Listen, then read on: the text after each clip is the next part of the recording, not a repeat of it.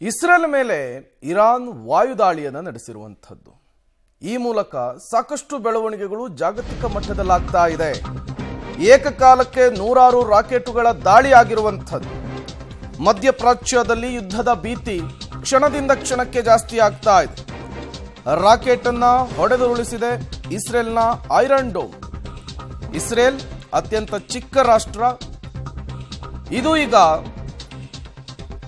ಎಲ್ಲರನ್ನೂ ಕೂಡ ಫೇಸ್ ಮಾಡಬೇಕಾದಂತಹ ಪರಿಸ್ಥಿತಿಯಲ್ಲಿರುವಂಥದ್ದು. ಮೊನ್ನೆ ಅಷ್ಟೇ ನಸ್ರುಲ್ಲಾನನ್ನ ಹೊಡೆದುರುಳಿಸ್ತು. ಅದಾದ ಮೇಲೆ ಅಲ್ಲಾಗ್ತಾ ಇರುವಂತಹ ಬೆಳವಣಿಗೆಗಳನ್ನು ನಾವು ಗಮನಿಸ್ತಾ ಇದ್ವಿ. ನೀವು ಕೂಡ ವಿಜುವಲ್ಸ್ ಅನ್ನು ಗಮನಿಸ್ತಾ ಇದ್ದೀರಿ.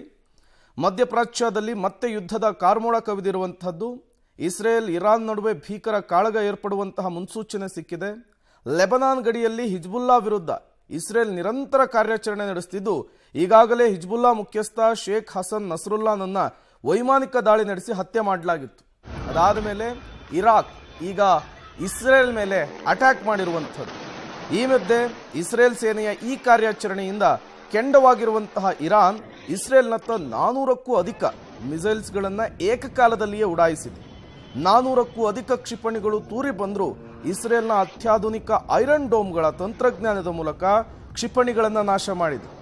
ಮಿಸೈಲ್ಸ್ ಅನ್ನ ಭೂಮಿಗೆ ಬಂದು ಅಪ್ಪಳಿಸುವ ಮುನ್ನ ಅವುಗಳನ್ನು ಆಕಾಶದಲ್ಲಿಯೇ ಹೊಡೆದುರುಳಿಸುವಂತಹ ಕೆಲಸ ಆಗ್ತಾ ಇದೆ. ಇಸ್ರೇಲ್ ಇರಾನ್ ಗಡಿಯಲ್ಲಿ ನಡೀತಾ ಇರುವಂತಹ ಈ ಬೆಳವಣಿಗೆ ಜಾಗತಿಕವಾಗಿ ಆತಂಕವನ್ನು ಮೂಡಿಸ್ತಾ ಇದೆ. ಹೊಸ ಬೆಳವಣಿಗೆಗಳಿಗೆ ಕಾರಣವಾಗ್ತಾ ಇದೆ. ಯುದ್ಧದ ಕಾರ್ಮೋಡ ಕವಿಯುವಂತೆ ಮಾಡಿದೆ. ಗಡಿ ಭಾಗ ಸೇರಿದಂತೆ ಇಡೀ ಇಸ್ರೇಲ್ನಲ್ಲಿ ಅಲಾರಂ ಅನ್ನು ಮೊಳಗಿಸಲಾಗ್ತಾ ಇದೆ. ಜನರು ಬಂಕರ್ಗೆ ತೆರಳುವಂತೆ ಸೂಚನೆಯನ್ನು ಕೊಡಲಾಗಿದೆ.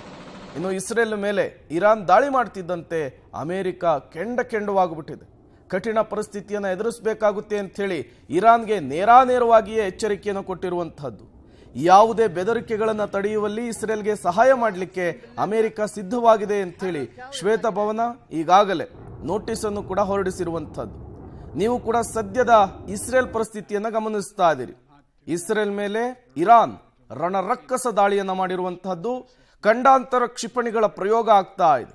ಪಟಾಕಿಯಂತೆ ಮಿಸೈಲ್ಸ್ಗಳು ಬಂದೆರಗ್ತಾ ಇದೆ. ಇದು ಇಸ್ರೇಲ್ನಲ್ಲಿ ಆತಂಕವನ್ನು ಮನೆ ಮಾಡುವಂತೆ ಮಾಡಿದೆ. ಹೇಳಿ ಕೇಳಿ ಇಸ್ರೇಲ್ ಪುಟ್ಟ ದೇಶ, ಜೊತೆಗೆ ತಂತ್ರಜ್ಞಾನವನ್ನ ಅತ್ಯಂತ ಬಲಿಷ್ಠವಾಗಿ ಬಳಸಿಕೊಂಡಂತಹ ರಾಷ್ಟ್ರ. ಈಗ ಇರಾನ್ ಇಸ್ರೇಲ್ ಮೇಲೆ ಅಟ್ಯಾಕ್ ಮಾಡಿರುವಂಥದ್ದು 3ನೇ ವಿಶ್ವ ಮಹಾಯುದ್ಧಕ್ಕೆ ಕಾರಣವಾಗುತ್ತಾ ಅನ್ನುವಂತಹ ಆತಂಕವನ್ನು ಕೂಡ ಮುನ್ನೆಲೆಗೆ ತಂದಿದೆ. ಇಸ್ರೇಲ್ ಬಗ್ಗೆ ಹೇಳ್ತಾ ಹೋದ್ರೆ ದಿನಗಳು ಸಾಲಲ್ಲ, ಪುಟಗಳು ಸಾಲಲ್ಲ.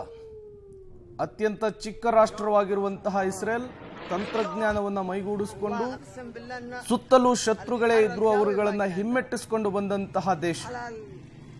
ಸುತ್ತಲೂ ಶತ್ರುಗಳೇ ಇದ್ರೂ ಕೂಡ ಆದರೂ ಕೆಚ್ಚೆದೆಯಿಂದ ಹೋರಾಡ್ತಾ ಇರುವಂತಹ ಇಸ್ರೇಲೇ ಸಮಾನ. ನನ್ನದು ಯುದ್ಧ ವಿರೋಧಿ ಮನಸ್ಥಿತಿ ಆದರೂ ಕೂಡ ತಾಳ್ಮೆಗೆ ಮಿತಿ ಇರುತ್ತೆ ಅನ್ನುವಂತಹ ಸಂದೇಶವನ್ನ ಪದೇ ಪದೇ ರವಾನಿಸ್ತಾ ಇತ್ತು. ಈ ಹಮಾಸು, ಹಿಜ್ಬುಲ್ಲಾ, ಹೌತಿಗಳನ್ನ ಹುಟ್ಟಡಗಿಸಬೇಕು ಅಂಥೇಳಿ ಇಸ್ರೇಲ್ ನಿರಂತರವಾಗಿ ಕಾರ್ಯಾಚರಣೆಯನ್ನು ಮಾಡ್ತಾ ಇದೆ. ಮೊನ್ನೆ ಅಷ್ಟೇ ನಾವು ಗಮನಿಸ್ತಾ ಇದ್ವಿ, ಪೇಜರ್ಗಳು ಬ್ಲಾಸ್ಟ್ ಆದವು. ಅಷ್ಟರ ಮಟ್ಟಿಗೆ ಟೆಕ್ನಾಲಜಿ ಬಳಸ್ಕೊಂಡಿರುವಂತಹ ದೇಶ. ಜೊತೆಗೆ ಟಿವಿಗಳು ಬ್ಲಾಸ್ಟ್ ಆದವು, ಮೊಬೈಲ್ಗಳು ಬ್ಲಾಸ್ಟ್ ಆದವು. ಆ ರೀತಿಯ ಟೆಕ್ನಾಲಜಿಗಳನ್ನು ಬಳಸಿಕೊಂಡು ಶತ್ರುಗಳನ್ನು ಹಿಮ್ಮೆಟ್ಟಿಸುವ, ಸದೆಬಡಿಯುವಂತಹ ಕೆಲಸವನ್ನ ಇಸ್ರೇಲ್ ಮಾಡ್ತಾ ಇತ್ತು. ಯಾವಾಗ ನಸ್ರುಲ್ಲಾನ ಹತ್ಯೆ ಆಯಿತು, ಅದಾದ ಮೇಲೆ ಇರಾನ್ ಅಲರ್ಟ್ ಆಗಿರುವಂತಹದ್ದು. ಇರಾನ್ ಈಗ ಇಸ್ರೇಲ್ ಮೇಲೆ ದಾಳಿ ಮಾಡಲಿಕ್ಕೆ ಮುಂದಾಗಿರುವಂಥದ್ದು. ಸದ್ಯದ ಪರಿಸ್ಥಿತಿಯನ್ನು ನೀವು ಗಮನಿಸ್ತಾ ಇದ್ದೀರಿ. ಇಸ್ರೇಲ್ನಲ್ಲಿ ಹೇಗೆ ಕ್ಷಿಪಣಿ ದಾಳಿ ಆಗ್ತಾ ಇದೆ ಅಂಥೇಳಿ. ಖಂಡಾಂತರ ಕ್ಷಿಪಣಿಯ ಪ್ರಯೋಗವಾಗ್ತಾ ಇದೆ. ಅಲ್ಲಿಯ ಜನ ಬಂಕರ್ಗಳಿಗೆ ಹೋಗಿ ಜೀವವನ್ನು ಉಳಿಸ್ಕೊಳ್ಬೇಕಾದಂತಹ ಪರಿಸ್ಥಿತಿ ನಿರ್ಮಾಣವಾಗಿದೆ. ಪಟಾಕಿಯಂತೆ ಮಿಸೈಲ್ಸ್ಗಳು ಬಂದೆರಗ್ತಾ ಇದೆ. ಇದು ಜಾಗತಿಕ ಮಟ್ಟದಲ್ಲಿ ಆತಂಕ ಕಾರಣವಾಗ್ತಾ ಇರುವಂಥದ್ದು.